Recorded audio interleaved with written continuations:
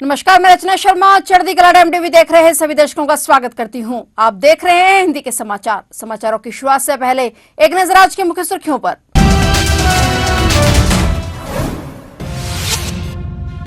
Operation सिंदूर से बौखलाया पाक, फिर दी भारत को धमकी, बोला अब की बार जवाब होगा बहुत क्रूर। गुजरात के भुज एयरफोर्स स्टेशन पहुंचे रक्षा मंत्री राजनाथ सिंह। रक्षा मंत्री ने वायु योद्धाओं से की बातचीत। रक्षा मंत्री के साथ वायुसेना प्रमुख एयर मार्शल एपी सिंह भी मौजूद।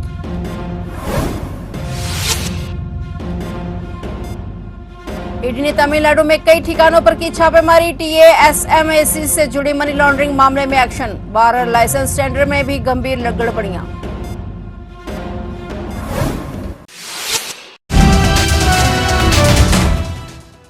और अब समाचार विस्तार से।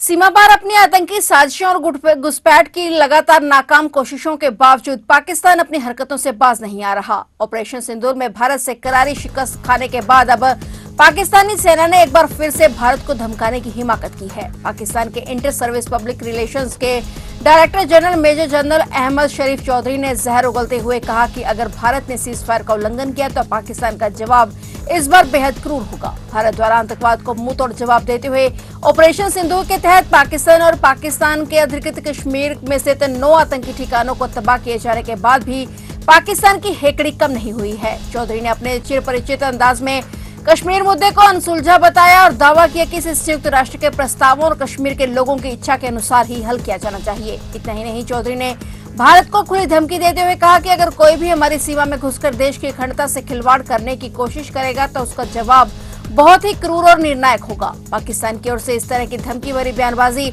उसकी हताशा और बौखलाहट को दर्शाती है।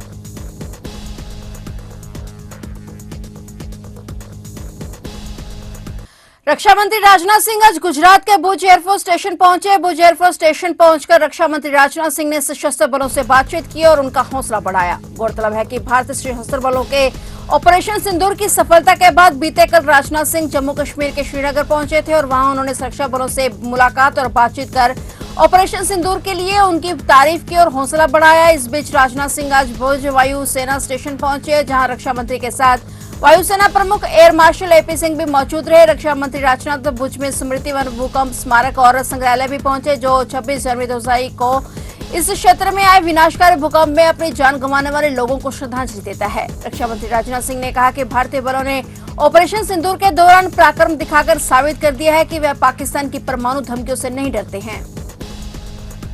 आतंकियों ने पहलगाम में धर्म पूछकर हमारे निर्दोष लोगों को मारा। उसके बाद आपने जो जवाब दिया उसे पूरी दुनिया ने देखा है।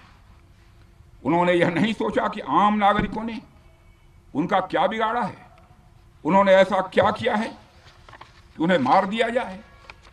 पर मैं यह कहना चाहूंगा, आतंकियों ने भारतीयों को धर्म पूछकर देखकर मारा, धर्म पूछकर मारा, तो हमने आतंकियों को उनका कर्म देखकर मारा है।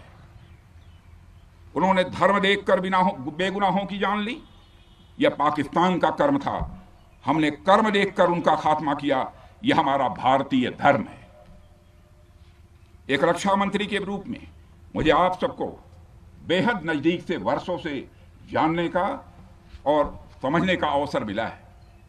तमिलनाडु में शराब बिक्री के सरकारी उपकरण टीएएसएमएसी से जुड़ी कथित मनी लॉन्ड्रिंग और भ्रष्टाचार के मामलों को लेकर प्रवर्तन निदेशालय की छापेमारी जारी है। चेन्नई स्थित ईडी की टीमें आज सुबह से ही तमिलनाडु के कई जिलों में कुल 10 ठिकानों पर एक साथ छापेमारी कर रही है। ये कार्रवाई prevention of money laundering act के तहत की जा रही है। सूत्रों के मुताबिक ये जांच कई एफआईआर के आधार पर शुरू की गई है, जो कि भ्रष्टाचार निरोधक अधिनियम की कई धाराओं के तहत दर्ज किया गया था। इस एफआईआर में 3 आरोप लगाए गए हैं। पहला, टीएएसएमएसी की दुकानों द्वारा एमआरपी से ज्यादा दाम वसूलना और दूसरा, डिजिटली कंपनियों द्वारा सप्लाई ऑर्डर दिलाने के बदले अधिकारियों को घूस देना और तीसरा ये कि सीनियर अधिकारियों द्वारा ट्रांसफार्मर और प्रोसेसिंग के लिए रिश्वत देना। टीएएसएमएसी की ट्रांसपोर्ट टेंडर प्रक्रिया में भारी अनियमितताएं पाई गई हैं और कई मामलों में बोली लगाने वालों ने आवेदन की आखिरी तारीख से पहले डिमांड ड्राफ्ट भी नहीं बनवाया था और रिपोर्ट के मुताबिक टीएएसएमएसी हर साल ट्रांसपोर्टरों को 100 करोड़ रुपए से ज्यादा का भुगतान करता है और इसके अलावा इस पूरी साजिश में डिस्टिलरी कंपनियों, बोतल कंपनी और TSMAC से जुड़े कर्मचारियों और सहयोगियों की भूमिका भी जांच के घेरे में है। सरकार ने 26 नवंबर 2008 को मुंबई में हुए आतंकवादी हमले के मामले में पाकिस्तानी मूल के कनाडाई आतंकवादी तौवर हुसैन राना के खिलाफ मुकदमा चलाने के लिए सॉलिसिटर जनरल तुषार मेहता की अध्यक्षता में वकीलों की एक टीम नियुक्त की है। गृह मंत्रालय ने एक अधिसूचना में कहा कि यह नियुक्ति राष्ट्रीय निवेशनाधिकरण अधिनियम 2008 और भारतीय नागरिक सुरक्षा संहिता 2023 के तहत प्रदत्त शक्तियों का इस्तेमाल करते हुए की गई है। अधिसूचना में कहा गया कि केंद्र सरकार ने भारत के सॉलिसिटर जनरल तुषार मेहता की अध्यक्षता में विशेष लोक अभियोजकों की एक टीम नियुक्त की है, जिसमें अतिरिक्त सॉलिसिटर जनरल SV राजू और वरिष्ठ अधिवक्ता दयान कृष्णन और अधिवक्ता नरेंद्र मान शामिल हैं। ये टीम NIA की ओर से दिल्ली स्थित NIA की विशेष अदालतों, दिल्ली उच्च न्यायालय और भारत के उच्चतम न्यायालय में संबंधित मुकदमे और अन्य मामलों को संभालेगी। NIA ने वर्षों के निरंतर प्रयास के बाद अमेरिका से राणा का प्रत्यर्पण सुनिश्चित किया और यहां पहुंचने पर 10 अप्रैल को उसे गिरफ्तार कर लिया था। NIA द्वारा हिरासत में पूछताछ के बाद तिहाड़ जेल में उसे भेज दिया गया था। बिहार STF और नवादा की पुलिस ने अरवल जिले से 2 हार्डकोर नक्सलियों को गिरफ्तार किया है। गिरफ्तार नक्सलियों की पहचान इंद्रजीत महतो उर्फ पंकज उर्फ पप्पू और संतोष चौधरी के रूप में हुई है। SP अभिनव दीमान की देखरेख में नवादा से एक टीम का गठन किया गया था और इसके बाद SDPO गुलशन कुमार और थाना प्रभारी मोहन कुमार की निगरानी में छापेमारी की गई। दरअसल STF की गुप्त सूचना मिली थी कि दोनों नक्सली अरवल जिले के थाना परासी क्षेत्र में छिपे हुए हैं और मजदूर बनकर काम कर रहे हैं। सूचना पर नक्सलियों की धरपकड़ के लिए STF जिला अधिसूचना इकाई नवादा और सिरदला थानाध्यक्ष मोहन कुमार ने संयुक्त अभियान चलाया। पुलिस ने छापा मारकर दोनों नक्सलियों को धर दबोचा। दोनों गिरफ्तारियों के समय मजदूरी कर रहे थे और पूछताछ के बाद दोनों को सिरदला थाने को सौंप दिया गया। बता दें कि इंद्रजीत महतो और संतोष चौधरी पर नवादा जिले के कई थानों में मामले दर्ज है। भारतीय अंतरिक्ष अनुसंधान संगठन इसरो 18 मई को एक और बड़ी उपलब्धि हासिल करने जा रहा है। इसरो इस दिन अपना 101वां उपग्रह अंतरिक्ष में भेजेगा, जिसका नाम रिसेटर 18 है। यह उपग्रह पृथ्वी पर नजर रखने और निगरानी करने की हमारी क्षमता को और बढ़ाएगा। इस उपग्रह को ध्रुवीय उपग्रह प्रक्षेपण यान के जरिए श्रीहरिकोटा से लॉन्च किया जाएगा। इसरो के अध्यक्ष वी नारायणन ने बताया कि इसरो ने इसी साल जनवरी में श्रीहरिकोटा से अपना 100वां रॉकेट सफलतापूर्वक लॉन्च किया था और अब 18 मई को भारत का 101वां उपग्रह रिसेटर 18 लॉन्च किया जाएगा, जो एक पृथ्वी अवलोकन उपग्रह है। इस उपग्रह का मुख्य उद्देश्य भारत की निगरानी, रिमोट सेंसिंग और आपदा आने पर तेजी से मदद पहुंचाने की क्षमता को और भी मजबूत करता है और इस देश की सुरक्षा और बचाव कार्यों में काफी मदद मिलेगी।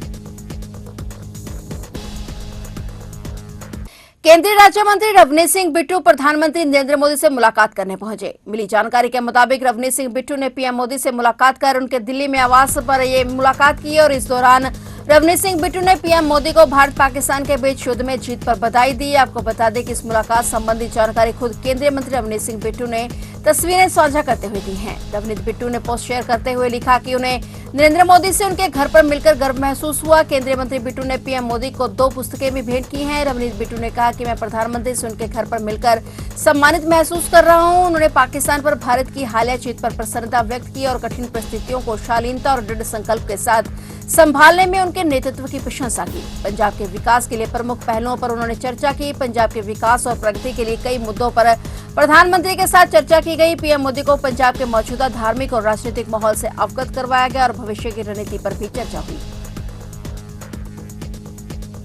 अमृतसर के कपड़ा व्यापारियों की विभिन्न एसोसिएशनों के साथ एक महत्वपूर्ण बैठक में जितेंद्र सिंह मोती भाटिया की अध्यक्षता में आयोजित की गई। बैठक में कई प्रमुख पदाधिकारी और व्यापारी नेता मौजूद रहे। इस बैठक के दौरान जहां कपड़ा व्यापार से जुड़े मुद्दों पर विचार साझा किए गए, वहीं अमृतसर में पड़ रही भीषण गर्मी को ध्यान में रखते हुए सभी पदाधिकारियों ने सर्वसम्मति से फैसला लेते हुए 1 जुलाई से 3 जुलाई तक सभी कपड़ा मार्केट बंद रखने की घोषणा की है। उन्होंने कहा कि गर्मी का कहर दिन ब दिन बढ़ता ही जा रहा है। सभी के स्वास्थ्य हितों को ध्यान में रखकर ही ये फैसला लिया गया है, यानी अब 1 जुलाई से 3 जुलाई तक लोग कपड़ा खरीदारी नहीं कर सकेंगे।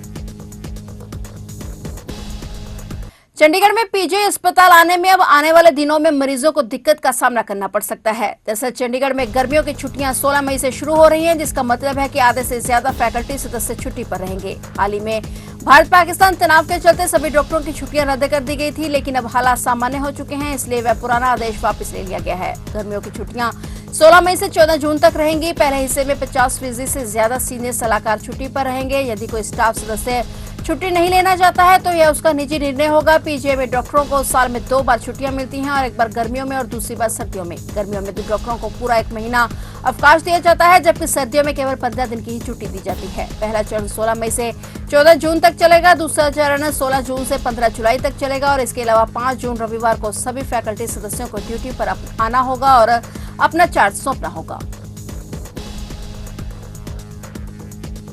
तो आप देख रहे थे हिंदी के समाचार और नए समाचारों के साथ फिर से हाजिर होंगे। तब तक के लिए देखते रहिए चढ़ती कला टाइम टीवी और मुझे दीजिए इजाजत। धन्यवाद।